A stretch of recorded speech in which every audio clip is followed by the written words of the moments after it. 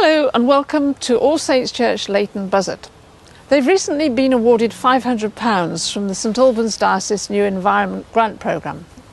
They've used their money for a new bee project, and I've come down today to meet the beekeepers and their bees and find out what all the buzz is about.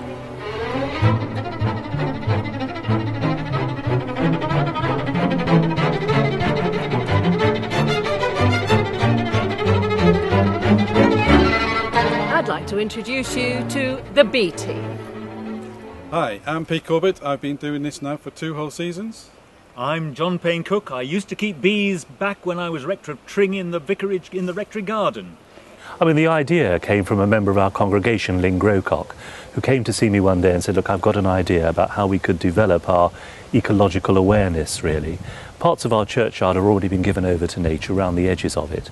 And Lynn suggested that we might be able to site some beehives within the churchyard and that we could then develop up a team of people who might actually take on an interest in beekeeping. So it started out as a kind of, well, let's ruminate on this and walk around the churchyard and see what's possible, look at possible sites and get some expert advice so that we knew that if we didn't put anything forward to the church council, we were on safe ground in terms of how the local community would be able to be kept safe from potential bee swarms and things like that. For many years I've been very interested in wildlife, and having been on a bee course, came back inspired to be a beekeeper.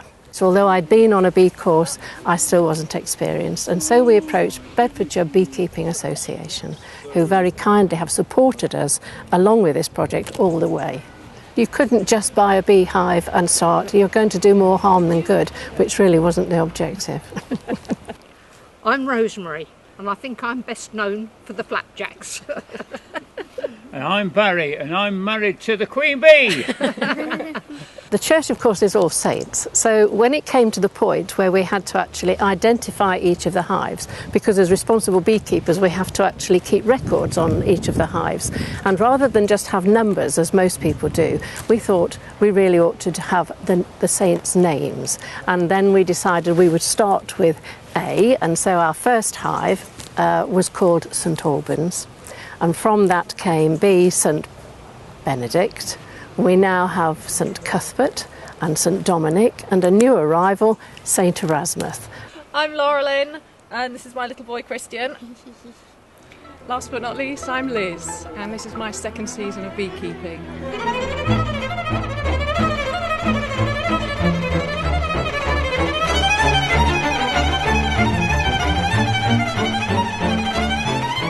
Well, what we've been doing to raise the £500 matching capital, we started off last year with our some generous donations from various members of the congregation.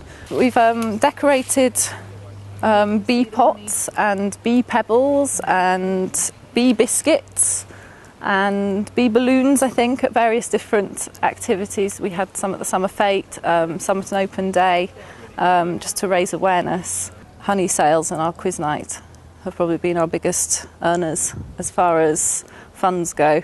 This is the extractor that we were able to purchase with the money from St Albans.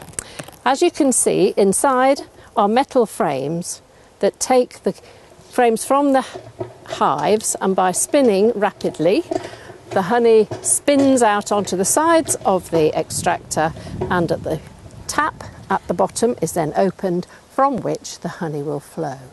We had a rather anguished phone call and to say that a swarm of bees had landed in a lovely cedars tree and our nearest neighbours, which is the school just behind us here. So first of all, you hope that it's not your own bees, so we went to check and our queens were safely tucked away. We popped round, and the nice thing was we were able to collect the bees. They've gone off to a hive, a colony about 2 miles away, been united there and gone to a good home. All in all, really positive, and the headmistress has been invited along with the children to come and see what we're doing here. In terms of the outreach, we've already done some talks to primary school children.